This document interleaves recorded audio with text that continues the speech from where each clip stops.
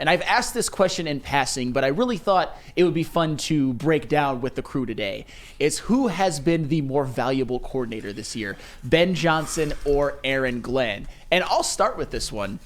I think it's Aaron Glenn with bells on. And it's funny because this in no way, shape, or form is trying to diminish Ben Johnson. It's just that the offense has always been there. I'd say this season, at least in terms of points per game, they're second, where the previous 2 years they were fifth and fifth respectively, so they've shown some improvement. But defensively is really where the Lions needed to take that leap, and they did. I didn't think that they could have a top 10 scoring defense in the NFL. They do. And that's despite missing Aiden Hutchinson for four games. They are eighth. They are allowing less than 20 points per game, which is absolutely phenomenal. And it's about the leap that they've taken, because last season and the year before, the defense is what cost them a lot of the times. Because last year they were 23rd in points allowed per game, and the previous year they were 28th. And this year, as I said, they are 8th, which is top 10, 19 points per game. And when you look at this season as a whole, the first 3 games, the offense did not really come to play. I'm going to read you a list of some performances the offense gave that the Lions won. 20 points in regulation, 20 points, 17 offensive points, through 5 interceptions. The Lions won all of those games. I'm talking the Rams game, which they won in overtime, the game at Arizona that they won, the game at Green Bay where they won, where Kirby Joseph got a pick 6, which was really the play of the game. And of course, I'm talking about the game at Houston. If the defense doesn't make that improvement, this is probably a 3 or 4 loss team at this point that's fighting for the division. But the defense has really been what has carried the way a lot of the time. Not all the time, but a lot of the time. And especially in 2 games specifically, the Green Bay game and the Houston game, without Aiden Hutchinson. It really has been no Hutch, no problem. And you haven't even had Za'Darius Smith in there yet. And I just look at a lot of the improvements that have been made. Jack Campbell's taken a leap. Brian Branch has taken a leap into superstardom. The same with Kirby Joseph. Aleem McNeil, Levi Onwuzurike. I even have to give a lot of credit to a guy like Carlton Davis, because Carlton Davis, quiet as kept, did not have a good year last year. It was probably the worst of his career. He allowed way too many big plays, a very high passer rating when targeted. But this season, he had some struggles at the beginning, but right at about the time when Aleem McNeil really started breaking out with his pressures and sacks and quarterback hits, that's when Carlton Davis has really shined as well. Since about week 5, Carlton Davis has played like a Pro Bowl level corner. And if you wanted to look at the greatest microcosm, do the Lions win at Houston if Carlton Davis doesn't do what he does? No chance. Carlton Davis, that play that he made when it looked like Tank Dell was standing in the end zone all alone, it was like a flash of lightning. He must have ran faster than he ever did in his life. And I get it. CJ Stroud was a little lackadaisical. I get that. But Carlton Davis made that play. So the point is that Aaron Glenn, to me, has been the more valuable coordinator this season. And it's a great problem to have, because they're 2 of the best coordinators in all of the NFL. Yeah, definitely. You talk about the improvements that the offense did make. So it's like, I don't want to overlook Ben Johnson right now. And having to adjust to new personnel. I believe that when you find yourself in a position where you have that, it's where I find myself in a position where I'm like, you know what? I'm looking at both of these guys as probably being a tie. Aaron Glenn has had this defense humming the entire time. He got that personnel. He lost Hutch, though, and that is huge. That, to me, is where it probably starts to tip the scales more in his direction, because who knew that they would be able to have this type of success still without Aiden freaking Hutchinson?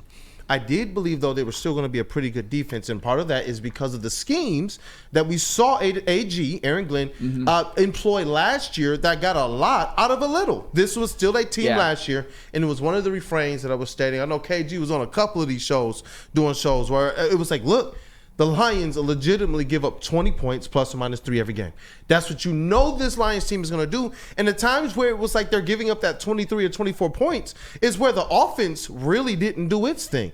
And so now you're talking about adding a much better secondary to a team that the Achilles heel is this.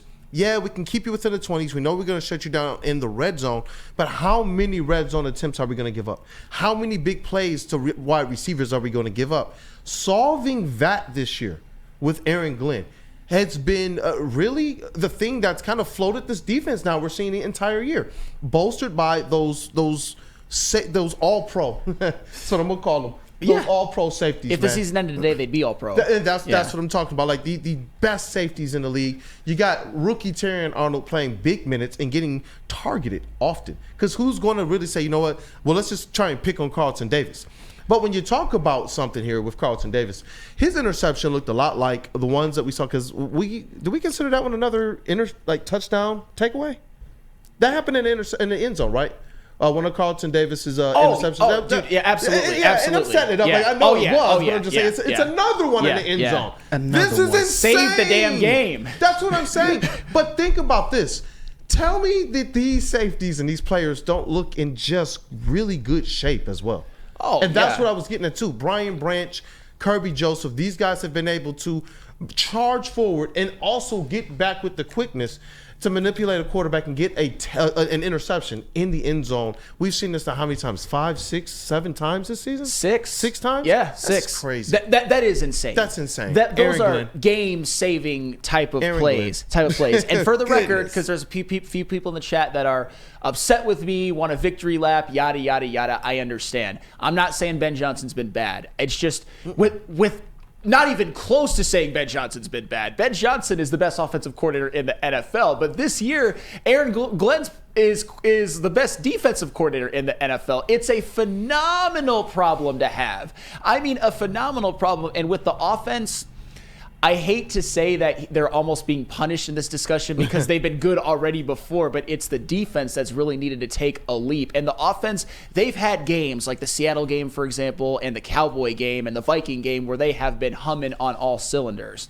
They've also had games where they have not been in any way, shape, or form. First 3 games, not humming on all cylinders. They throw 5 picks in another one, and in the game at Green Bay, they're limited because it's just such a poor field, but they only scored 17 points. Not really their fault, but like they did what they had to do. But the defense, Kirby Joseph got the pick 6 and that one. And to read one more comment, this is from Thomas. Sam, Davis struggled last year because he was playing in his zone defense as a man coverage corner. And there is a lot of merit to that, but that goes back to coaching. That goes back to him being misused at the end of his time in Tampa Bay and being properly used in Detroit because he has been on a heater.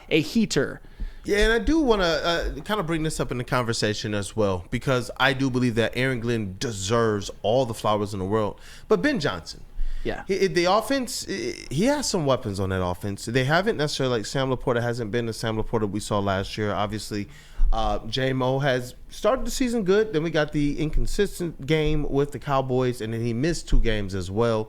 And then one thing that we do know is this, and we've heard Jared Goff put this out there, and we've heard now Dan Campbell talk about it.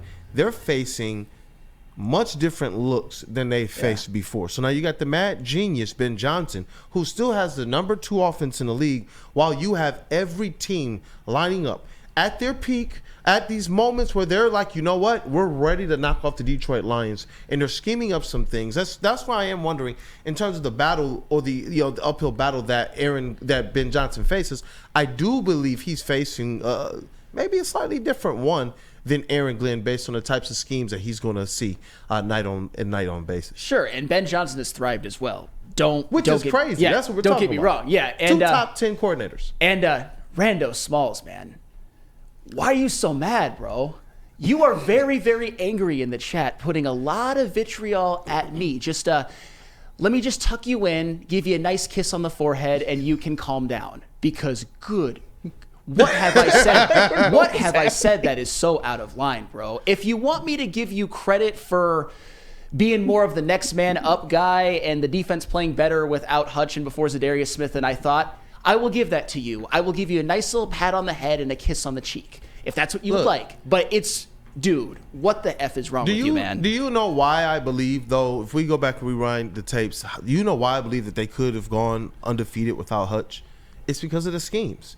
I'm not saying that the defense is going to be as nasty, but what we saw Aaron Glenn do, just to reiterate, last year was where I'm like, yo, halfway through the season, we say, if you're not going to change the personnel, then I believe it's your organization telling you, change up your scheme. And when the scheme changed is when I realized bro has literally like Jerry Jacobs and Kendall Vildor in some like playing heavy minutes because what else did they have? You know what I mean? And this Lions team looked like one of the best teams in all of the NFL. When you go and you also make sure that you bolster that, because I want to make sure that people like, I was about to say KG again, Kelvin Shepard and Terrell Williams and others get their just due, shine, because they're part of that defense as well. Aaron Glenn, though, as the ultimate leader and as the guy that a lot of these players around the NFL has looked up to and said, yo, I would love to play for him. I'm glad to see him having this type of success this year. Is putting it all together. And the one thing where it's just this one kind of sad note is, and our social team put this out there, Aiden Hutchinson is still a top 5 in sacks, I believe. I know. Imagine if he could have all of his toys. I know. It absolutely breaks my heart. And Rando, tell me in the chat what I said that was so egregious. Tell me what I said that was so egregious. I am giving effusive praise to Aaron Glenn, and you just don't want to hear it. You have a mental disorder. You know what I think With all would be due great respect, content? Rando Smalls, you have a mental disorder, and it's called flannel derangement syndrome. It sucks. I know it afflicts many of you, but Rando, bro, if I told you I liked puppies, would you get rid of your puppy? Yes. No, you know what? Tell me what I said that was wrong, bro. I think, you know what? Flannel and Randall Smalls at a bar would be great Oh, content. no. I'm not going to a bar with that motherfucker. Sorry. I've been on record, and I stand by this. If I would have known who you actually were, oh, man. when you would have extended your hand to me, I would have done this. I would have done that. Smacked it. Smacked it. Smacked it. Jamie Spoon, Boomer Sports. Smacked it. You got to talk to me about Aaron Glenn. I'm not changed. Ben Johnson. Clearly. He's back. He's back. Oh, my gosh. Let me try to contain myself here with this one, man. Hold on. Tell me about your hoodie real quick. I'm sorry. I just saw that. I'm like, wait a second, JB. You always got the drip. You got to tell me about the hoodie really quickly. Then talk to me about Aaron Glenn again. Well, once again, it's, assholes live forever. But just putting out a little positive message to everyone out there, male and female, depending on what it is. But you know what? I got you. You know what? Life's short. Be a slut. I'm not mad at that. What up, though, KG? But talk to me, JB Smooth. Aaron Glenn, man, he's been on a heater, man. I know the offense, it needed a little bit of time to get going, but when it got going, it was absolutely 30 points a game week after week after week, man. Which coordinator to you is the best so far? Honestly, if you would have asked me this probably last season, I'm going to go with Ben Johnson. But Flannel, you're swaying me on this right now. I think it's Aaron Glenn. Just a simple fact that you lost Aiden Hutchinson week 5. He still is at the top of the sack leaderboard, and the pressures might have dropped off for the defense getting to the quarterback just a little bit, but still, the intensity of this whole defense is still right there. It's putting more pressure on your secondary, who seems to be up for the task, and Aaron Glenn is setting them up for success. I know probably like a year or two ago when we were on the heavyweights, Spencer made the comment that Aaron Glenn is, trying to prepare a salad with spoiled vegetables, and now you look at him, you have everything fresh ingredients all around the board that now he's just thriving on and making the most amazing salad that you have ever seen at any restaurant. So I got to give all credit to Aaron Glenn on this one. But then again, who knows? Next week it could be something different. But as of right now, it's Aaron Glenn. Aaron Glenn, KG, I gotta come to you next. It is Detroit's #1 draft pick in the sound booth. Yes, sir. What up, though, brother? It's AG hands down. Oh my God! It's not even close. Rando, come at KG now. Yeah. What? Oh my God! No. You said something so egregious. JB as well. No, but I'm more likable. So when you're more likable, you can get away with more shit. So shout out to the chat, bro. You know how we rock, chat. But That's all right. It's called derangement. Sorry, KG. No, it's all good. I'll play the X-Files thing for you. But I mean, it's AG hands down, man. And if you don't think it's AG, then you just haven't been watching this season. And I mean, it's an AG sweep right now, right? Yeah. No, you're pretty much. And Sam laid it all out perfectly, man. And I tried to give Ben Johnson his credit and his love. I did. I wanted to make sure we talk about the fact that I believe he's facing a little bit different challenge. But Aaron Glenn, I don't know even how you comprehend a challenge of no Aiden Hutchinson, who was playing the best of, I don't know, bro. Your best player it's crazy. I'm sorry, on because defense. Brian Branch has been the best safety I've ever seen to this point, but he's still young. You want to see it over a full season. Aiden Hutchinson was probably our best edge. He was looking like the best edge win. He's the best player on your defense, arguably the team.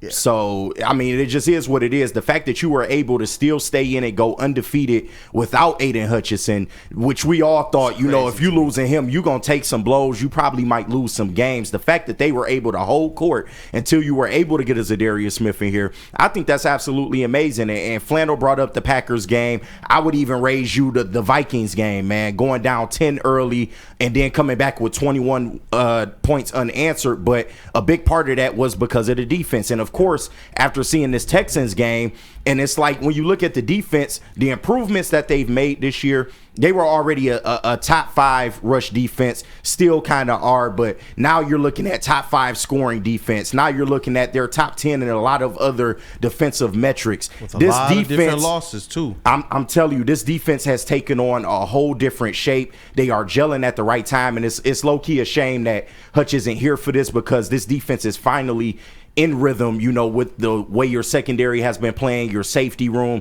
your cornerbacks. You brought up Carlton Davis. He's been stepping up as of late. Everybody is starting to get into rhythm, and it's just a shame because Hutch would have been a perfect, you know, mix to this drink. That is the Lions defense, but they are killing it, man. And it's AG hands down. He's kept you in a lot of games this year. Without him, you easily looking at 3 to 4 losses. Easy. And this is where, you know, whatever compensation or, you know, reward is being handed to AG, this is where you also make sure that Brad Holmes is getting some piece of that, because when Brad Holmes was hired, one of the biggest narratives I heard is that he was the secondary whisperer. And when people were like, and we trying out Jerry Jacobs, no disrespect, and Kendall Vildor, what's going on in the first couple years, and then out of nowhere it was like, Shazam! And it's just like, whoa, where did all, what just happened? We got all pros back there. We got a rookie who was trying to get picked on and will not give in. And we got Carlton Davis, who some people said was done. And now he looks like he's absolutely revived. Like everything that I was hoping we would get out of a secondary from Brad Holmes, this is definitely it. And it just, I wanted to go there because earlier when you were talking about the Red Wings, and you don't want to put the blame in one single area, but it just does go to show you make those right signings. Look how much it bolsters things. Even with the Pistons, we're talking about a team today, no matter how heartbroken you are, that is sitting in playoff position today because of the signings of one, Trajan Langdon, and what the coach has done to help these players.